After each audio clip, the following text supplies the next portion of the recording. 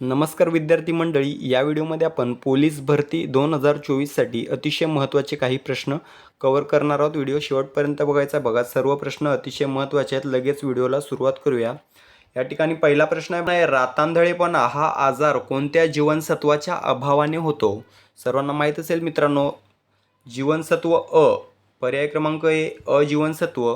अजीवनसत्वाच्या अभावामुळे रात आंधळेपणा हा आजार होत असतो. मित्रांनो, आणखी कोणते प्रश्न विचारले जातात तर बघा, ब जीवनसत्वाच्या अभावामुळे कोणता होतो तर बेरी हा जो रोग आहे तो ब जीवनसत्वाच्या अभावामुळे होतो. त्यानंतर क जीवनसत्वाच्या अभावाने होणारा रोग आहे बघा स्कर्वी हा रोग जो आहे तो क जीवनसत्वाच्या अभावाने होतो. त्यानंतर ड ड जीवनसत्वाच्या अभावाने होणारा विचारला जातो बघा, मूळदूस हा जो रोग आहे तो ड जीवनसत्वाच्या अभावामुळे होणारा रोग आहे. ठीक आहे, आपलं मूळ उत्तर आहे बघा, रातांधळेपणा अजीवनसत्वाच्या अभावामुळे होतो. ठीक आहे.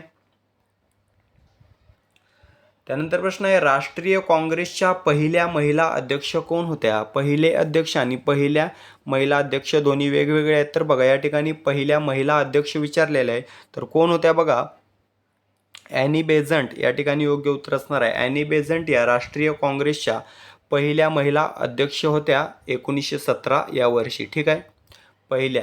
दुसऱ्या जर विचारलं तर बघा, सरोजिनी नायडू होत्या. दुसऱ्या महिला अध्यक्ष कोण होत्या काँग्रेसच्या? सरोजिनी नायडू, 1925ला झाले होते. ठीक आहे, तर राष्ट्रीय काँग्रेसची स्थापना विचारली जाऊ शकते बघा, 28 डिसेंबर 1885. 28 डिसेंबर 1885ला मुंबई या ठिकाणी राष्ट्रीय काँग्रेसची स्थापना झालेली आहे. ॲलन ह्यूम यांनी केलेली आहे. काँग्रेसचे जनक असा प्रश्न विचारला जातो, तर ॲलन ह्यूम यांना काँग्रेसचे जनक म्हटले जाते. यांनी 1885ला मुंबई या ठिकाणी काँग्रेसची स्थापना केलेली आहे. ठीक आहे, तर काँग्रेस स्थापन झाल्यावर पहिले अध्यक्ष कोण होते? व्योमेशचंद्र बॅनर्जी पहिले अध्यक्ष. ठीक आहे, पहिल्या महिला अध्यक्ष ॲनी बेझंट आणि पहिले अध्यक्ष व्योमेशचंद्र बॅनर्जी.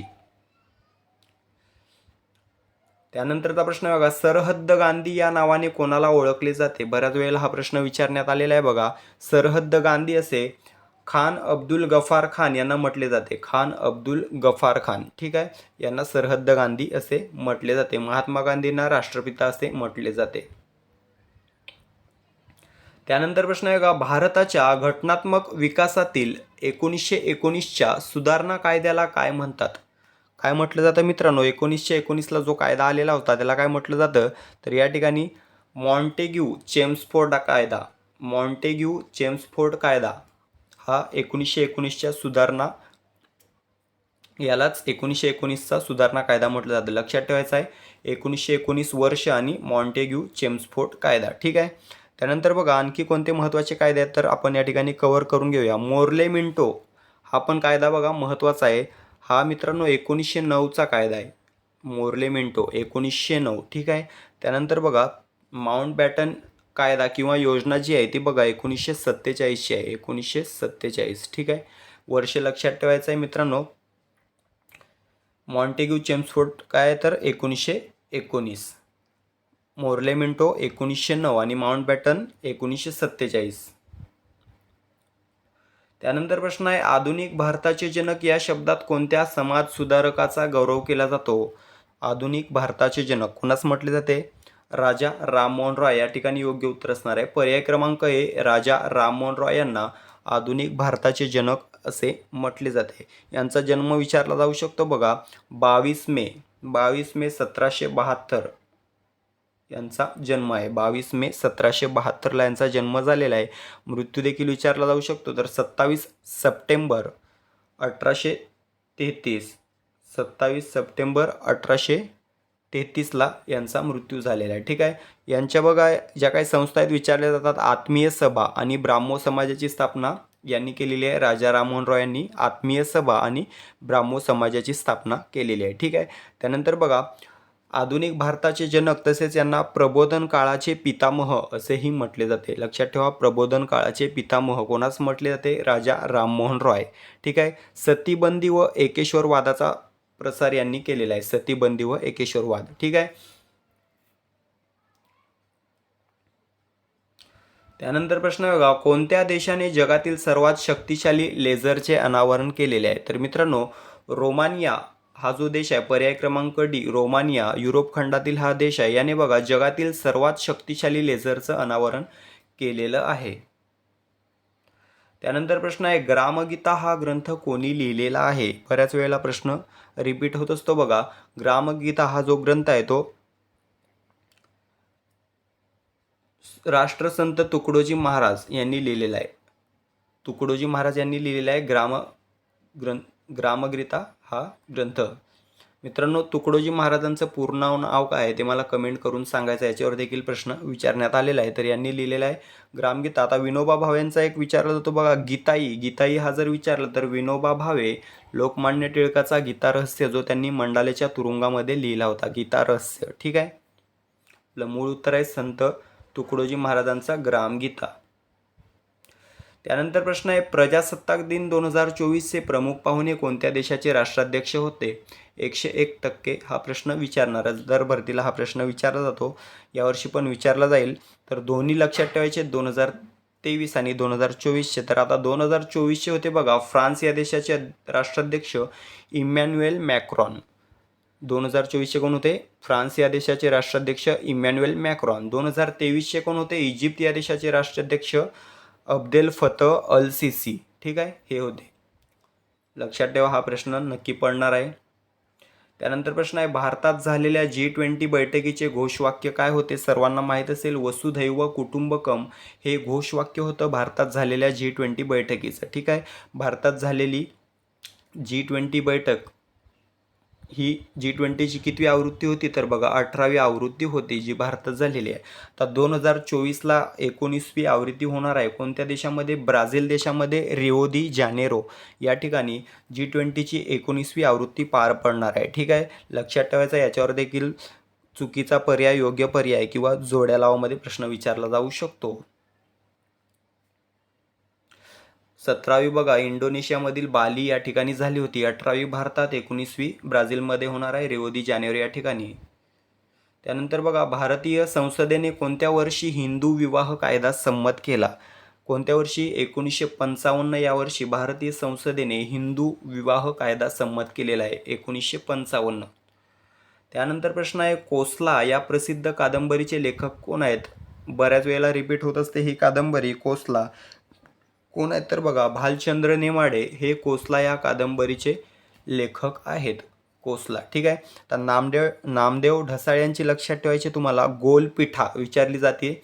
नामदेव ढसाळ यांची गोलपीठा. ठीक आहे, त्यानंतर बाबूराव बागुल यांची लक्षात ठेवायची आपल्याला बघा जेव्हा मी जात चोरली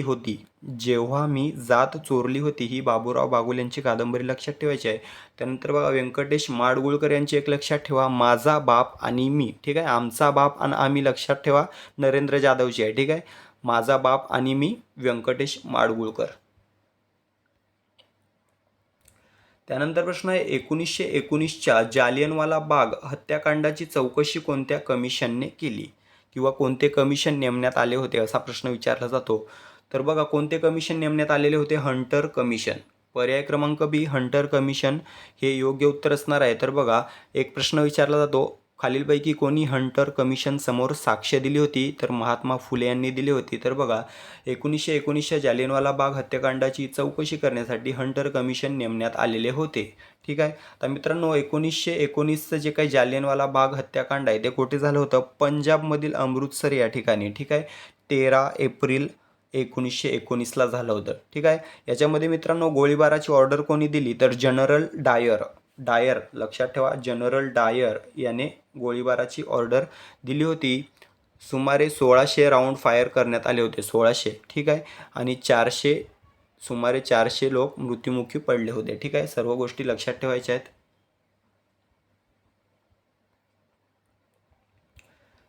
त्यानंतर प्रश्न आहे बघा कृत्रिमरित्या फळे पिकवण्यासाठी वापरण्यात येणाऱ्या खालील कोणत्या द्रव्यावर प्रतिबंध आणण्यात आलेला आहे. प्रश्न कसा विचारला जाऊ शकतो? खालीलपैकी कोणते रसायन कृत्रिमरित्या फळे पिकवण्यासाठी वापरले जाते असा पण विचारला जाऊ शकतो. आणि या ठिकाणी विचारले बंदी घातलेली आहे कोणत्या रसायनावर. ठीक आहे, तर बघा कॅल्शियम कार्बाईड लक्षात ठेवायचं. हे जे रसायन आहे ते कृत्रिमरित्या फळे पिकवण्यासाठी वापरले जायचे, याच्यावर बंदी घालण्यात आलेली आहे. ठीक आहे, त्यानंतर प्रश्न आहे बघा, LIC यालाच बघा लाईफ इन्शुरन्स कॉर्पोरेशन असं म्हटलं जातं, याचे अध्यक्ष कोण आहेत सध्या? तर बघा सिद्धार्थ मोहंती. पर्याय क्रमांक ए सिद्धार्थ मोहंती हे LICचे सध्याचे अध्यक्ष आहेत. त्यानंतर प्रश्न आहे, आंध्र प्रदेश राज्याची नवीन राजधानी कोणती आहे? जुनी कोणती मित्रांनो? अमरावती होती. आता सध्या नवीन कोणती आहे? तर विशाखापट्टणम. पर्याय क्रमांक ए विशाखापट्टणम ही आंध्र प्रदेश राज्याची नवीन राजधानी आहे. जुनी होती अमरावती. याच्यावर देखील प्रश्न विचारला जाऊ शकतो. आंध्र प्रदेशचे मुख्यमंत्री कोण आहेत? जगन मोहन रेड्डी. आंध्र प्रदेशचे गव्हर्नर किंवा राज्यपाल कोण आहेत? तर बघा एस अब्दुल नाझीर. याच्यावर प्रश्न विचारले जाऊ शकतात. त्यानंतर प्रश्न आहे, भारत हे खालीलपैकी कोणत्या प्रकारचे राष्ट्र नाही? आहे नाही शेवटपर्यंत प्रश्न वाचायचा आहे. तर या ठिकाणी भारत हे खालीलपैकी कोणत्या प्रकारचे राष्ट्र नाही असा प्रश्न विचारण्यात आलेला आहे. तर साम्राज्यवादी नाही. बघा भारत आपला जो देश आहे तो साम्राज्यवादी नसून समाजवादी आहे. ठीक आहे. धर्मनिरपेक्ष, लोकशाही, प्रजासत्ताक, सार्वभौम, समाजवादी हे 4 ऑप्शन लक्षात ठेवा. आहे विचारलं तर हे 4 लक्षात ठेवायचे आहेत. नाही, साम्राज्यवादी. ठीक आहे. हे 4 सोडून जे असेल ते नाहीमध्ये आपण उत्तर देऊन टाकायचे आहे. त्यानंतर महत्त्वाचा प्रश्न आहे, महिला IPL 2024 खालीलपैकी कोणी जिंकली? हा पण प्रश्न 101% पडणार आहे या भरतीला. तर बघा महिला IPL 2024 जिंकलेले आहे रॉयल चॅलेंजर्स बँगलोर RCB या संघाने जिंकलेली आहे. ठीक आहे. 2023ची जिंकली होती मुंबई इंडियन्स. 2023ला पहिली आवृत्ती होती. 2024ची दुसरी आवृत्ती आहे. ठीक आहे. RCBने जिंकलेले. एकूण 5 संघ असतात महिला IPLमध्ये. कोणकोणते आहेत? Mumbai Indians, Gujarat giants, Delhi Capitals, royal challengers Bangalore आणि UP वॉरियर्स. हे 5 संघ लक्षात ठेवा. विचारलं जाऊ शकते खालीलपैकी कोणता संघ महिला IPLचा भाग नाही? ठीक आहे. 5 संघ लक्षात ठेवायचे आहेत. त्यानंतर प्रश्न आहे बघा, महाराष्ट्र पोलीस दलातील सर्वोच्च पद कोणते? सर्वांना माहीत असेल, पोलीस महासंचालक हे महाराष्ट्र किंवा इतर कोणत्याही राज्यातील पोलीस दलातील सर्वोच्च पद असते. ठीक आहे. पोलीस महासंचालक महाराष्ट्राचे कोण आहेत सध्या? रश्मी शुक्ला, ज्या महाराष्ट्राच्या पहिल्या महिला पोलीस महासंचालक आहेत रश्मी शुक्ला. ठीक आहे. त्यानंतर प्रश्न आहे बघा, जून 1757च्या कोणत्या लढाईने भारतात इंग्रजी सत्तेचा पाया रोवला? तर कोणती लढाई मित्रांनो? 1757ला कोणती लढाई झाली होती? प्लासीची लढाई झाली होती. प्लासी. ठीक आहे. सेपरेट प्रश्न विचारले जातात. प्लासीची लढाई कोणत्या वर्षी झाली? तर बघा 1757 लक्षात ठेवायचं आहे. कोणामध्ये झाली विचारलं जाऊ शकते. ठीक आहे. ईस्ट इंडिया कंपनी विरुद्ध बंगालचा नवाब सिराज उद्दौला या दोघांमध्ये झालेले आहे. ईस्ट इंडिया कंपनी विरुद्ध बंगालचा नवाब सिराज उद्दौला. ठीक आहे. प्लासीची लढाई 1757ला.